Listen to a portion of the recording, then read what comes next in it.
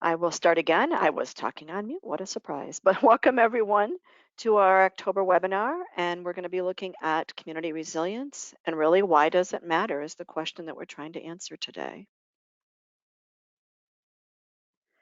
I am Linda Nelson. I'm the president of ICOR, and some of the work that we're going to be leveraging today for this presentation has been work done as an expert for ISO 22371. We're working on a guidance document on the principles and framework for urban resilience. The global pandemic has really demonstrated to us all the importance of resilient community systems and the resilience of your community, whether you live in a large community, a small community. It has impacted businesses, it's impacted your social systems, your health systems, your government, and as well as your public services. And so what we're going to be looking a lot at today is looking at those systems that support a resilient community and how the resilience of those systems become very important because they impact the people that live within those communities. And so today we're going to be looking at some of the challenges faced by communities during and after the pandemic and what kinds of strategic initiatives community leadership should be considering as they're planning to prepare for future challenges.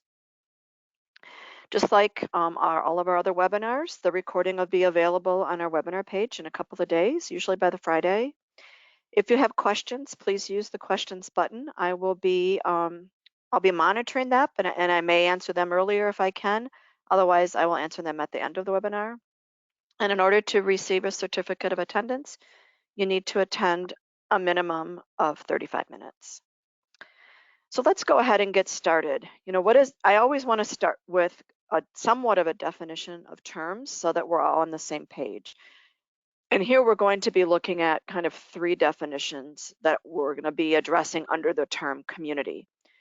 So for the purposes of this webinar, a community is a place-based group of people and that they have some influence on the basic common needs within their social and political context. So it could be your neighborhood.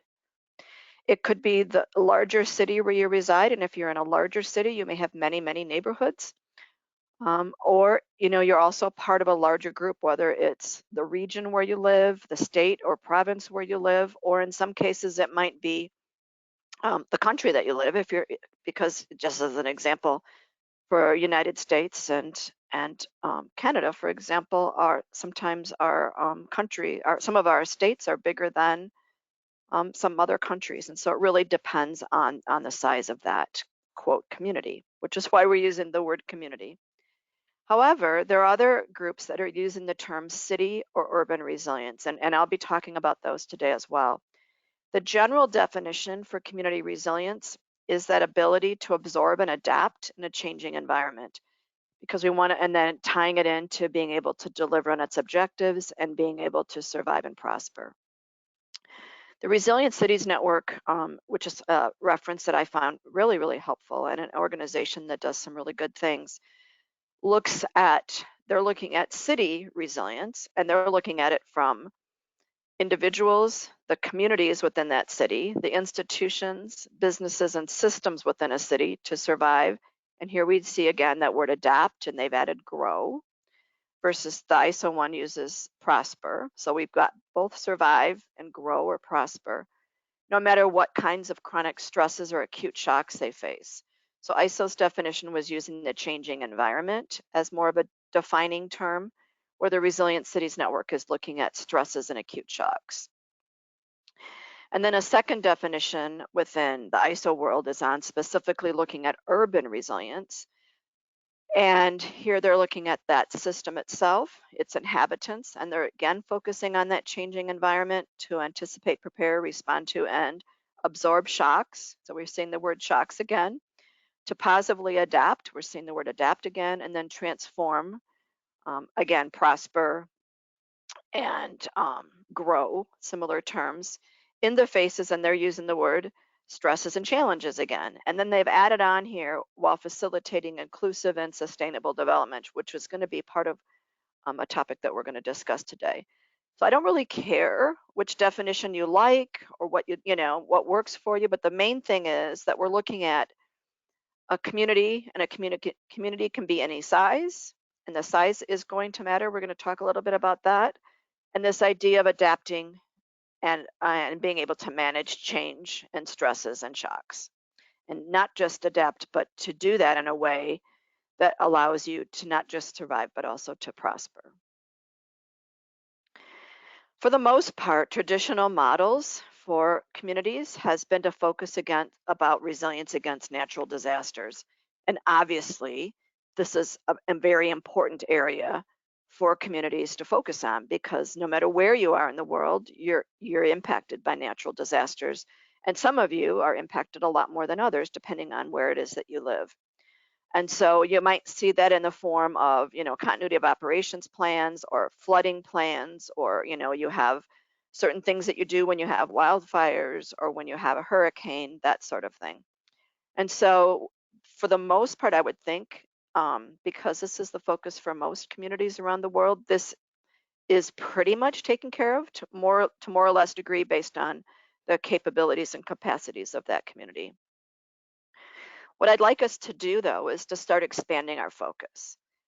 And while preparedness and being resilient against disasters is really important, there's other things that we've found that are, I don't want to say equally important, but that are also very important and that will help us to manage against whatever that disaster is. And you can see in the background here, I'm kind of using that COVID image. But one of the things that we're finding is that we need to look at all those different systems that contribute to the community's overall health. We're going to talk about those systems today. And this approach really builds on that disaster preparedness concept by adding things like social connectiveness and everyday health and community systems. And we've seen how important that is during COVID, which is why I'm using that image. We've also need to demand that cities really look at their capacity levels and as well as their capabilities, not just their risks. So usually they're looking at risks, but we need to also be looking at what can we do? What do we have the capacity to do and to what extent? And what capabilities do we have in place and how can we improve on those? And to do that through meaningful engagement with the most vulnerable members of our community.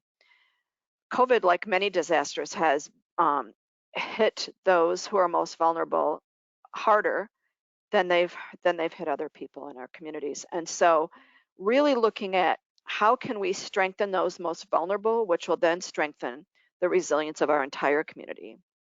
Because we know that we need to understand the risks that can happen and things that could really destabilize us. But overall, what we're trying to do is protect the well-being of our citizens. And so we need to be looking at our citizens and their capabilities and their vulnerabilities as part of that process. In addition, we need to be looking at pretty much three converging megatrends which are happening everywhere. So when we look at natural disasters, we're seeing the impact of climate change to that. So what I'm trying to do is to really focus here on that these are not separate things that we need to be talking about. We need to be talking about all of them as part of our planning. So how is climate change impacting the natural disasters in our community?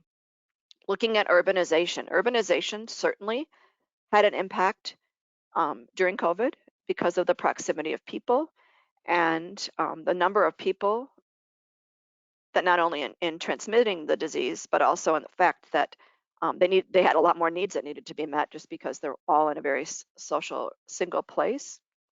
And then thirdly, looking at globalization. We are still seeing the impacts, and I think we are going to continue to see the impacts of globalization as a result of the disruption of the pandemic and what it's done for our supply chains and our value chains. And I actually did a presentation last year that was talking about, moving supply chains and being more regionalized. And at the time, that was considered something that was just too expensive for most companies to do because of there's a lot of reasons. But the fact is that the cost of the current disruption of our supply chains because of globalization, and we can't control what's going on in some of the countries where you're trying to get your resources from, that some companies are actually deciding to spend the money to move and become more regional. But globalization isn't going to go away anytime soon. Our world is getting smaller. And so we really need to be looking at all of these things as we address our community resilience. When we talk about sustainability, we oftentimes think about that as being, with your environment and as part of keeping your environment clean. But also, we need to be looking at sustainability as it relates to social and economic needs. And so, when we're looking at resilient strategies, we need to look at how sustainable they are and how does that impact our overall resilience. So here again, they note things like climate change and disaster recovery, your carbon footprint, and things like, saving the trees and all that kind of thing. But the fact is that we need to look at sustainability as we're talking about our community or city or urban resilience. Because one thing we do know is that every community, no matter its size, faces challenges. And we also know that the larger your community or the larger your city, the more silos that you have. It's like with any organization, the more complex you are, the more siloed you are. And so what we see here is, you have a government system, you have corporations, you have your residents, your hospitals, your schools, your small business owners, all those contribute to your city system itself. But the fact is that they're often siloed and they're looked at separately. So you might have a team that's managing disaster recovery plans, another group that's looking at sustainability issues, another that's looking at the livelihoods and the well-being of your community members, and yet another that are looking at land use, planning, and infrastructure. And they all need to be doing these things, but we need to be doing them as one system and not separate, because a city itself is a large system, and it isn't. We can't have silos, and because cities are made up, of course, people and places, and they're often experiencing rapid change. The only way to address that is to address it as one system. And when we're looking at this globalization piece, we really need to be looking at the fact is, what's the question? Why does the resilience of your community matter? Because it does. It doesn't matter where you are on the map or what your current infrastructure looks like. I should say it does matter where your community is on the map, because you're going to be facing different risks.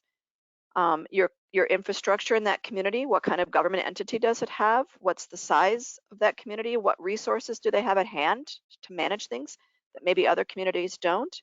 And how prepared are they?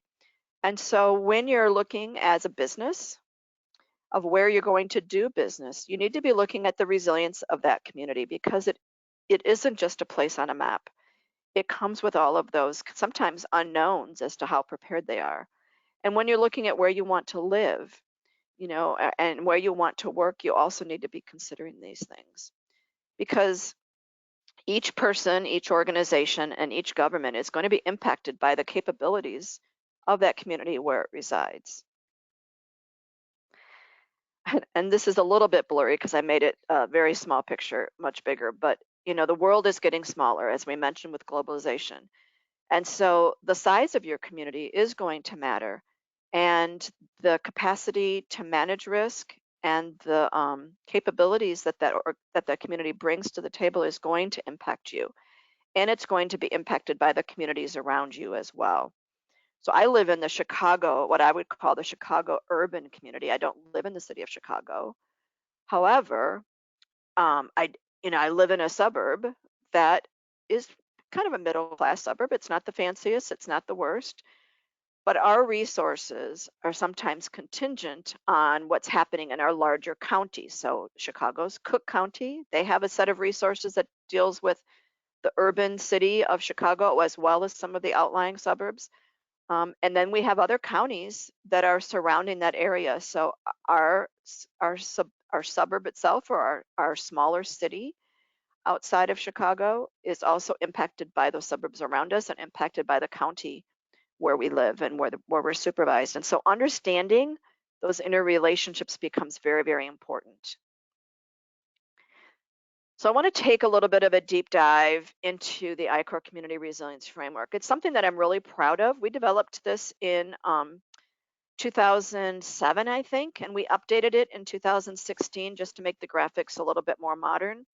But essentially the work that we did and the work that we've done since then to really understand what the different researchers are finding about community resilience and what needs to be in place is really validating what's in this model or this framework. And so we're really happy about that.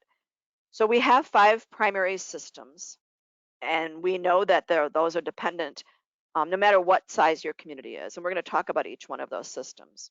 But each one of those systems really contributes to the overall resilience as well as the vulnerability of the community. So within your quality of life system, we have kind of 4 components here. Each of those components, because it becomes its own subsystem, excuse me. And so when you have a strong individual system, it really creates capital and capabilities for that community. But when an individual system becomes weak, it makes that community more vulnerable.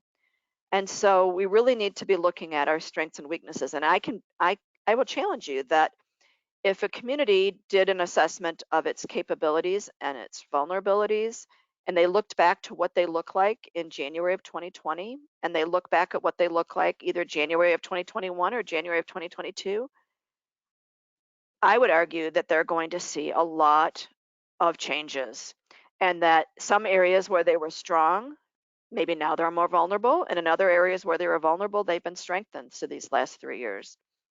And so this is why it's important to not only have a framework to look at, but also to be doing some kind of assessment.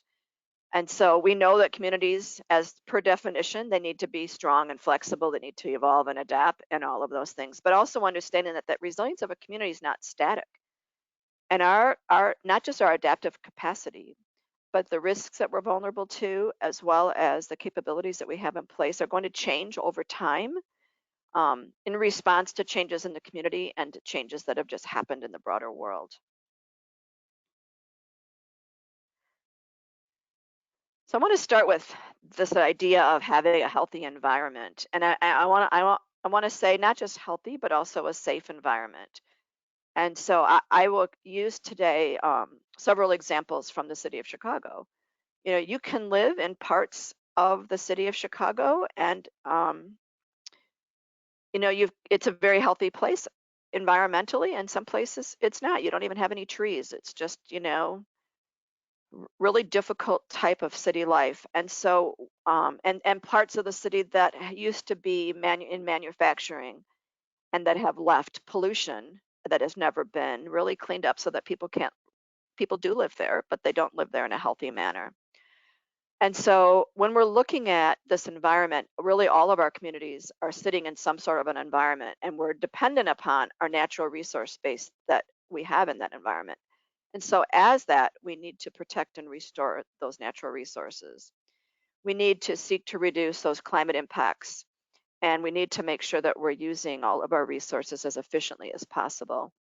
We also need to make sure that community has adequate natural resources. We're again hearing in the United States about cities. It used to be in Detroit, Michigan area that they had poisoned water, um, and their inhabitants were drinking water that was not good for them. And now we're seeing that in some of our southern states for different reasons. They have, you know, brown, dirty water coming out of their faucets. And so we need to make sure that all of our community systems, as they relate to our environment, are working, and make sure that people have access to those energy resources and to food and water.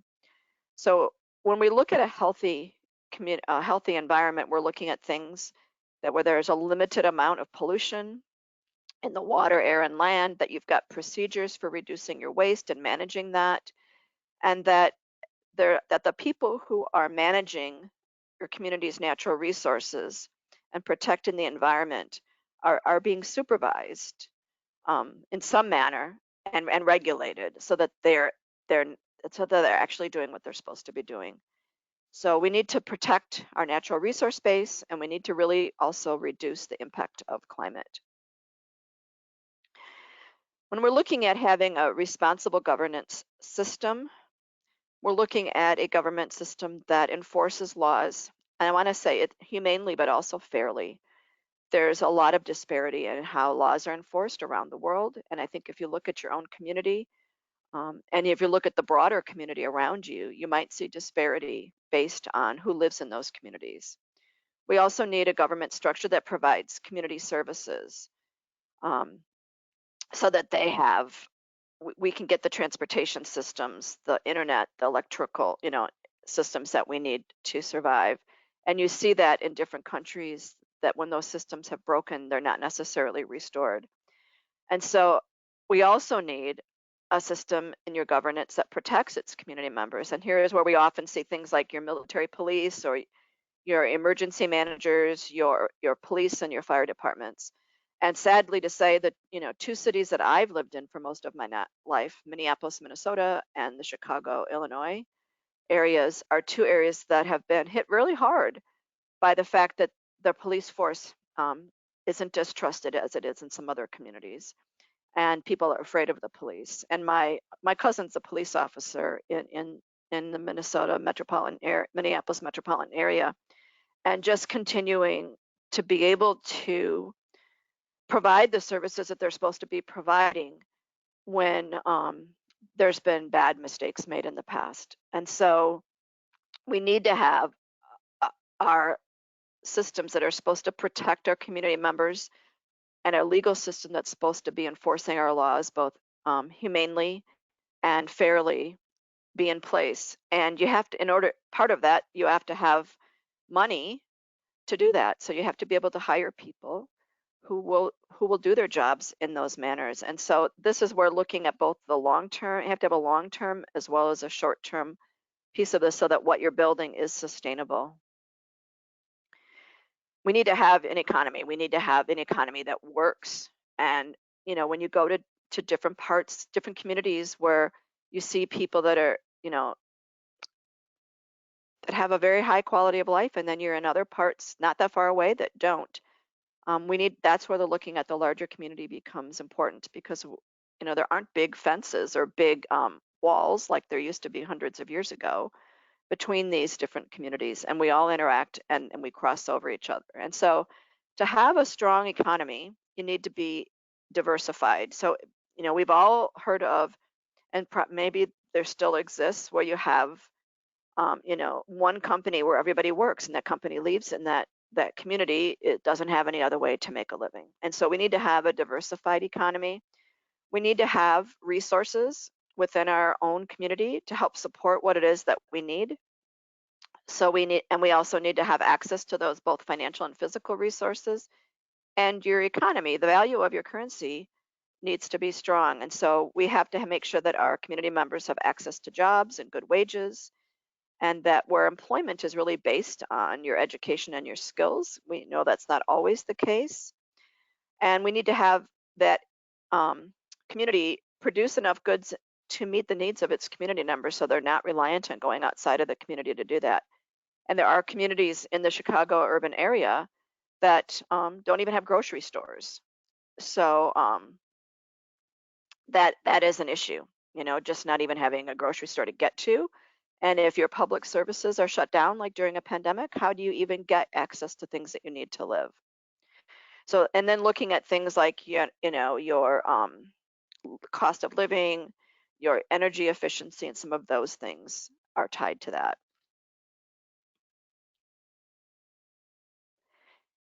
The one that we've probably most familiar with recently is the quality of life issue, and the quality of life inside that community really directly impacts its resilience. And communities can become very vulnerable when there's internal tensions due to unfairness. You see this happening around the world even today. Even it's been in the news in the last few weeks, where people are trying to get equal rights and they don't have that. And it's unfair for people not to have equal rights, and in some countries that doesn't happen. And so we need for a high quality of life, you need to have a community where all people are equal and diversity is actually valued. And having those social freedoms like freedom of speech need to exist.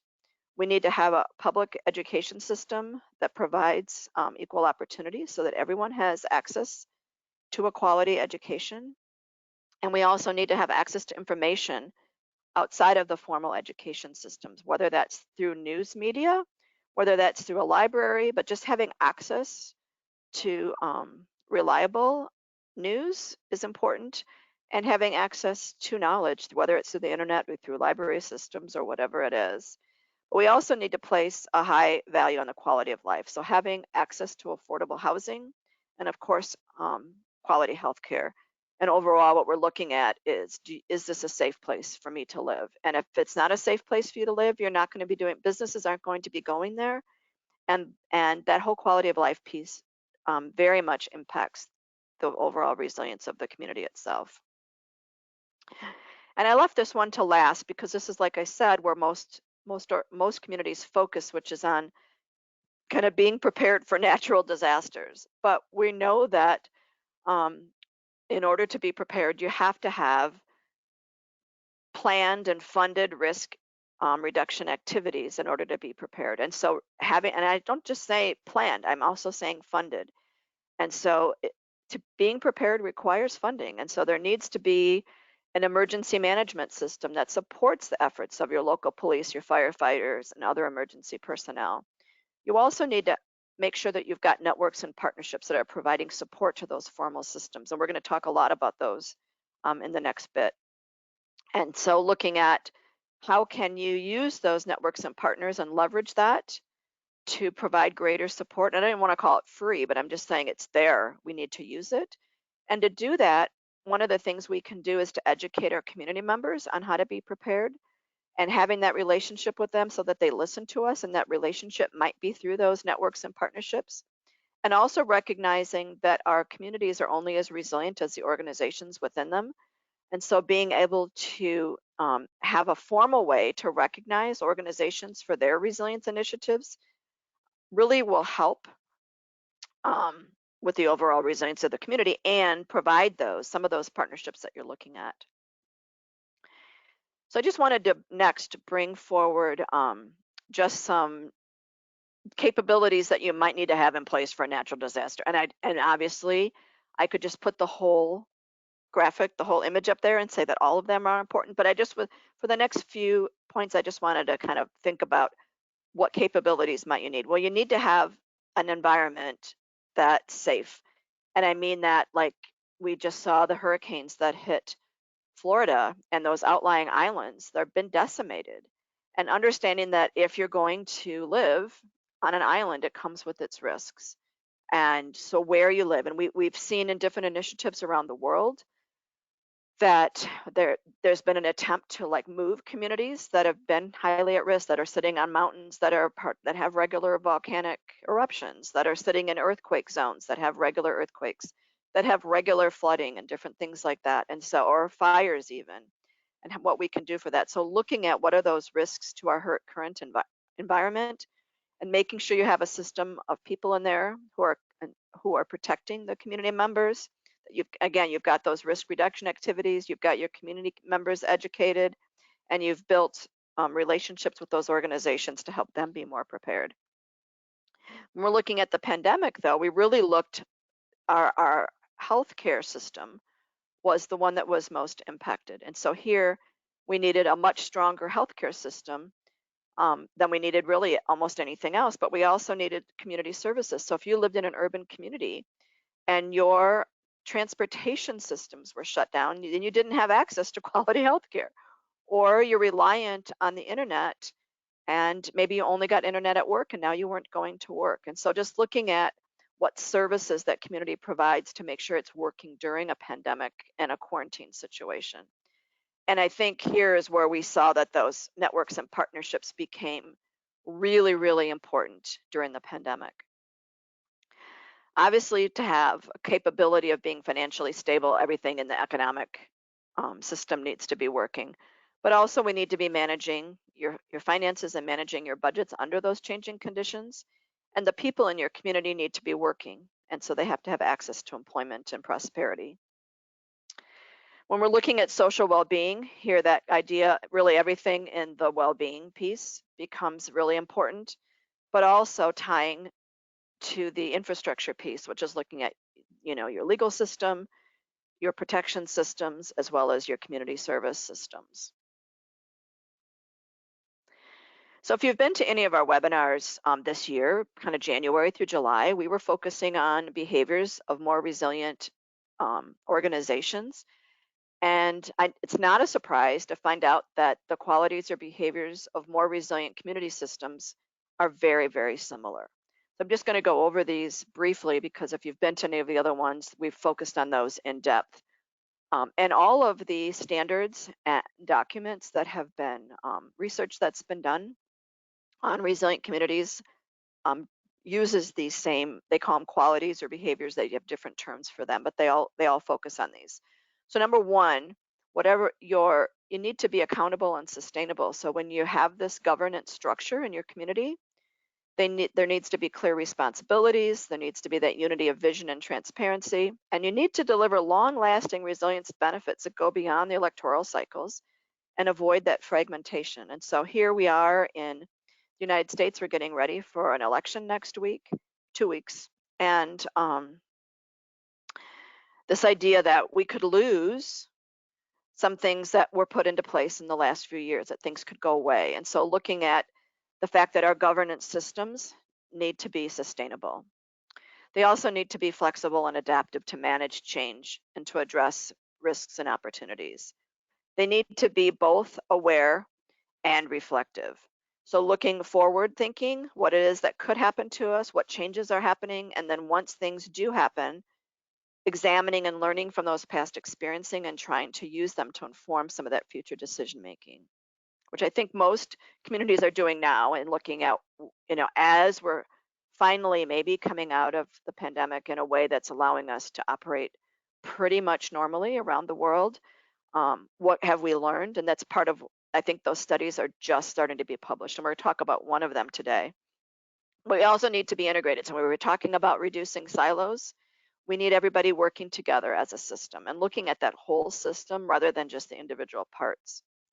We also need to be inclusive. And this one, when we're talking about the well-being of our community members, that strategy and those behaviors of our systems needs to be inclusive.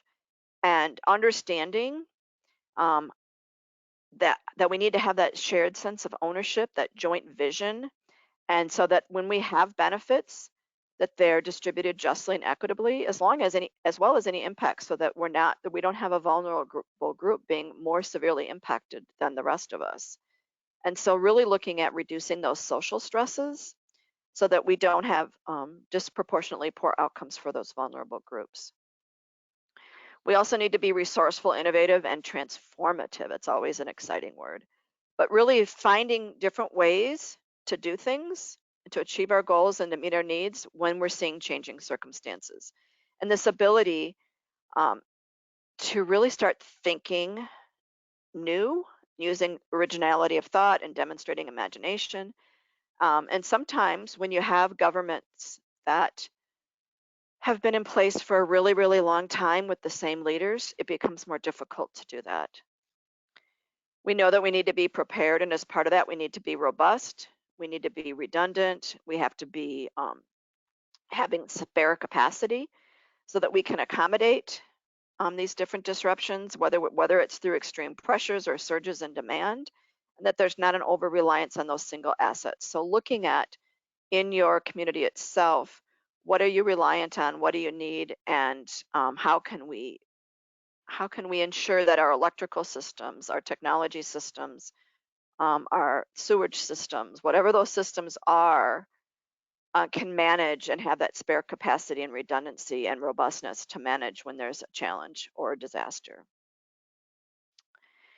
So this Resilient Cities Network, I really liked their website, and I liked how they put together some strategies for building community resilience. And so what they're looking at is that cities need to participate in the governance of the entire network. So there needs to be someone, whether it's your governor, whether it's your mayor, whether you've got the CRO, in this case is your city resilience officer, but it needs to be city led. So we need to be looking at, and if you're in a smaller community, just say community led. It doesn't really matter the word that's used here, but the fact is it needs to be coming from within, and you're not waiting for a handout from a larger government entity. It also needs to be impact focused. We've been talking about the well-being of our people.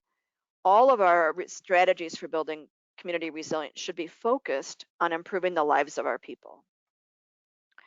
It also needs to be regionally driven, so we understand that no matter what the size of our community is, that we're tied to other communities. So looking at this city-led internally, but also looking at it from a regional base. So whether um, looking at other cities in your region, looking at other communities in your region, and how you can be working together.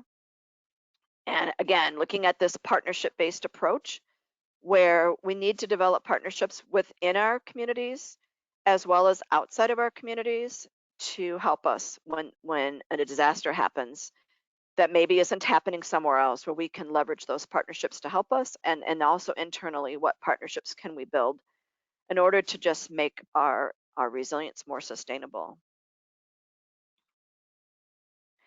Urbanfootprint.com has done some work on looking a lot about community resilience as it relates to the well-being of its people. And so looking at this improving your social connectiveness, so that as a strategy itself, because we know that social connectiveness is integral to a community's ability to gather resources, to communicate to local residents, to address threats, and also to recover from anything. And this social connectiveness really helps communities expand to access to different resources from all its community for all of its community members. We also need to they also need to make sure that you have that government integration and involvement, making sure you've got effective risk communication so that people know what it is you're communicating to everyone, that you're bolstering that physical and mental health of your population, so strengthening those health and services that you have in place, and of course looking at both the social and economic health of your community. So one of those strategies could be strengthening and improving public access to health and social services. This is something that social services organizations work on all the time because we know that strong public health systems support health resilience during disasters. And when people are injured or sick or they need food or water, access to that care and resources becomes critical. And tied to that is that trust factor. If you trust your local public health system, you're more likely to listen to their guidance. And so what we saw a lot of in many countries around the world, but also in the United States specifically, was a lack of trust in some of those public health systems and not listening to what's being directed. And therefore we had some very serious consequences for people dying that didn't need to. But you need to promote health alongside that disaster preparedness. And we know that communities with healthy people are more likely to persist. They're going to be able to manage better. And if you have people who are not healthy, they're not going to be able to contribute. They're going to have needs versus contributions. When we look at things like a rural community has less access to healthcare, there's going to be fewer doctors practicing. We see that still today, where nurses and doctors are mobile and they're moving from one community to another on short-term contracts to fill voids where there aren't people. And there aren't doctors and nurses available to provide those services on a day-to-day basis.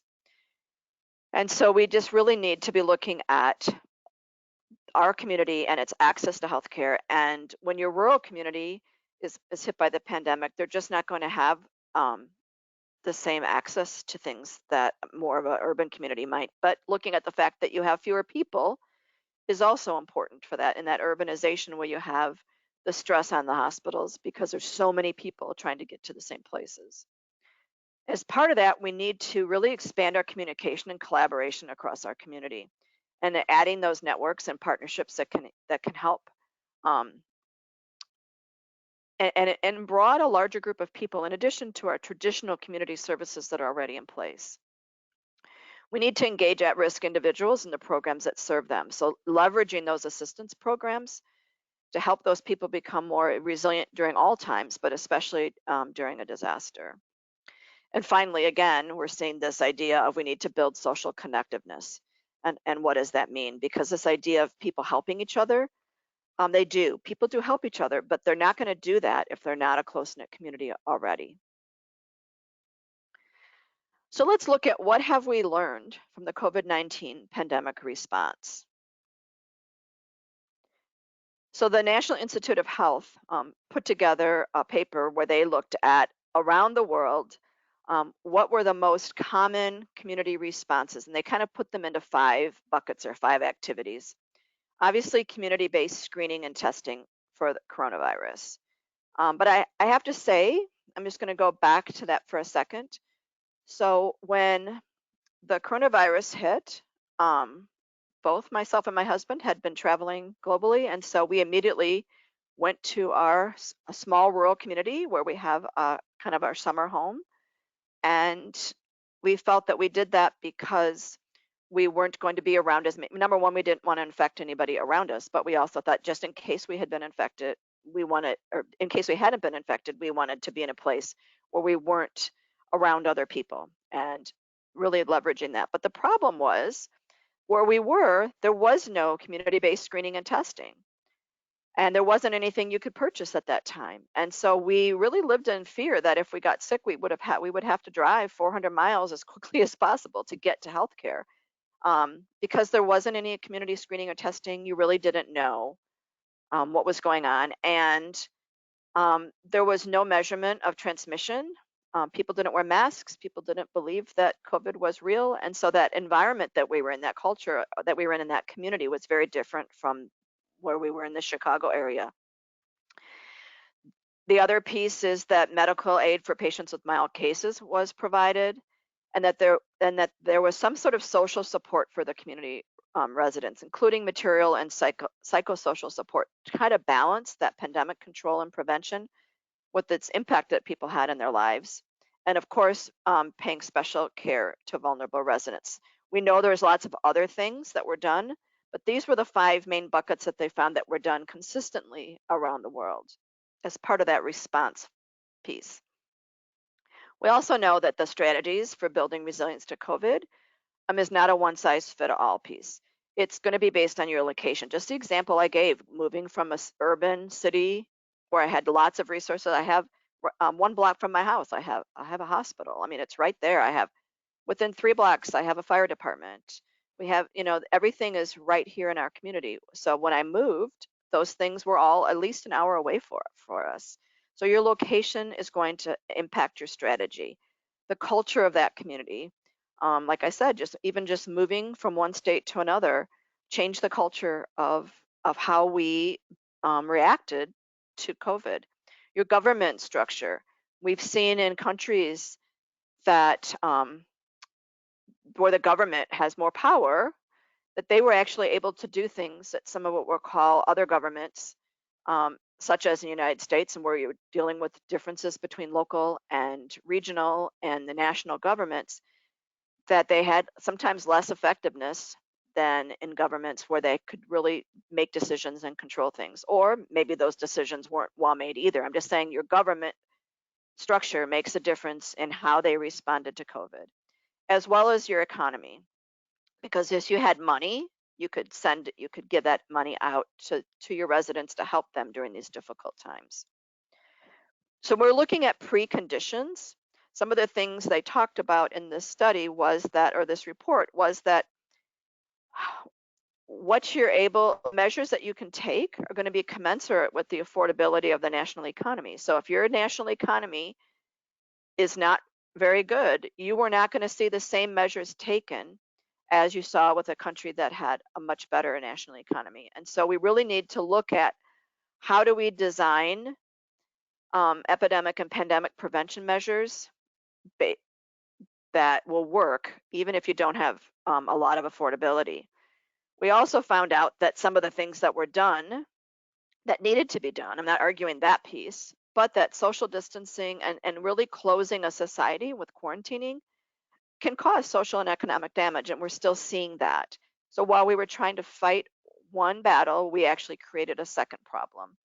And just as an example, in Chile, and there's lots of examples in a lot of different countries, but that lockdown in Chile was associated with a 10 to 15% drop in local economic activity, which was actually twice the reduction of local economic activities when they weren't under lockdown. So this idea that lockdown, we all knew we had to lock down, but in some countries and in some locations, that lockdown was really, really instrumental in hurting the economic activity overall and took a long time to recover from.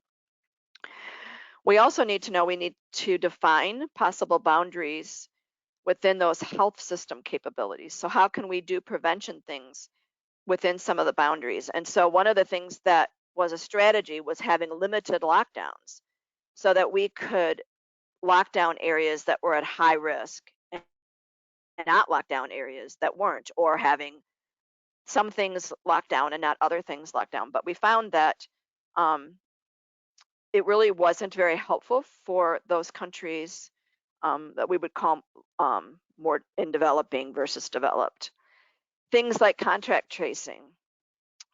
My daughter was living in Australia on a visa for work when this happened, and everybody there signed up for the contact tracing, because when they did and they had the app on their phones, it meant they had more freedoms. They could go out and do things.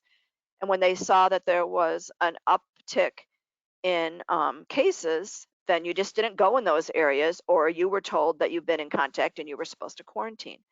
That did not happen anywhere in the United States, as far as I'm aware. And the technology was there, but it was the culture that wasn't going to permit it. But in some countries, they were able to do that, and it was very effective, which really ties us to the consideration of your country's culture.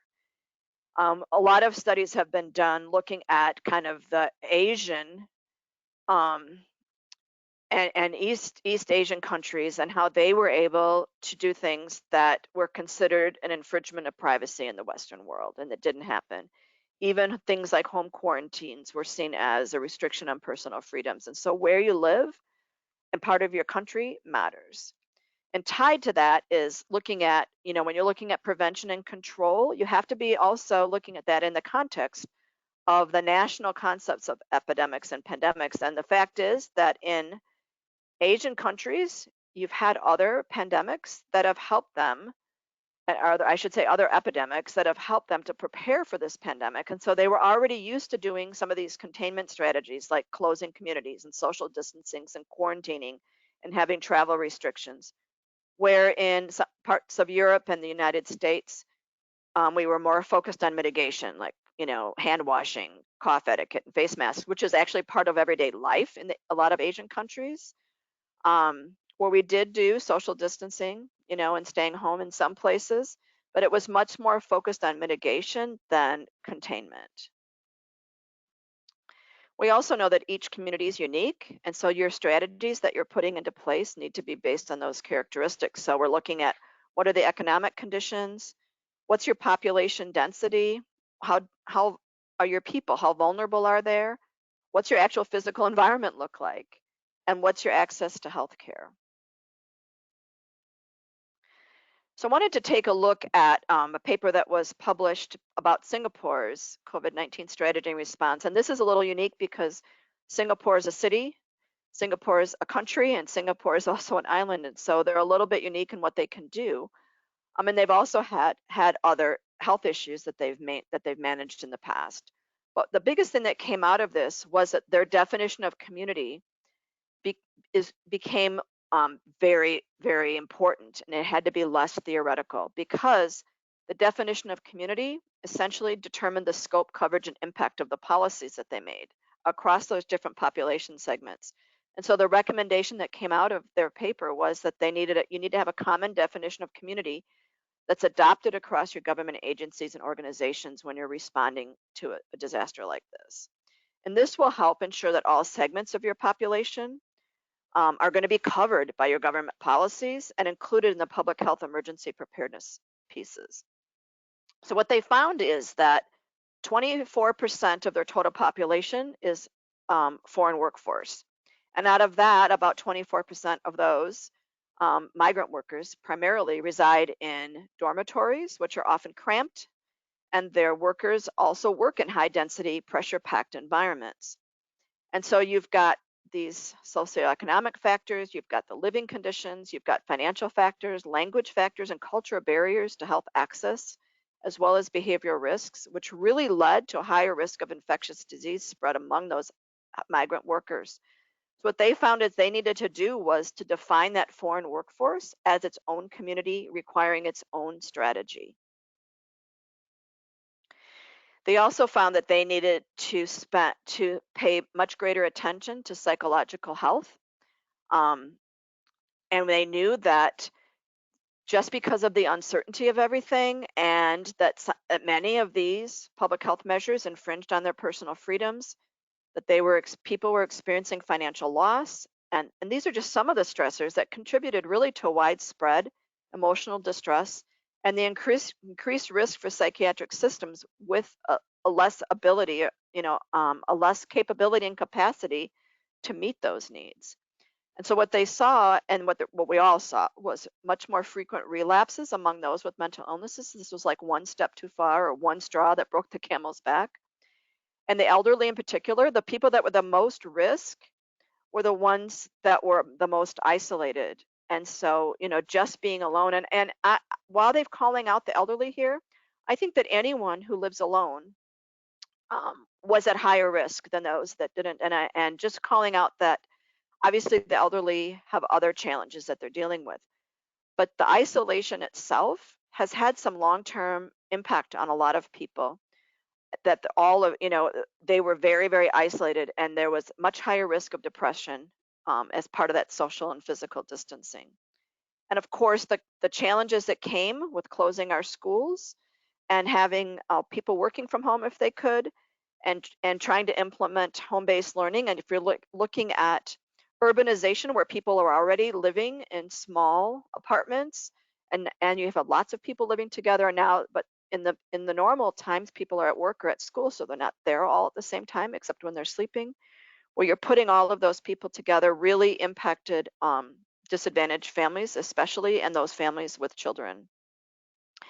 The general economic well-being, while Singapore was able to say that they had enough national reserves to being able to fund, we saw the same thing in the United States where money was given out to people to help them.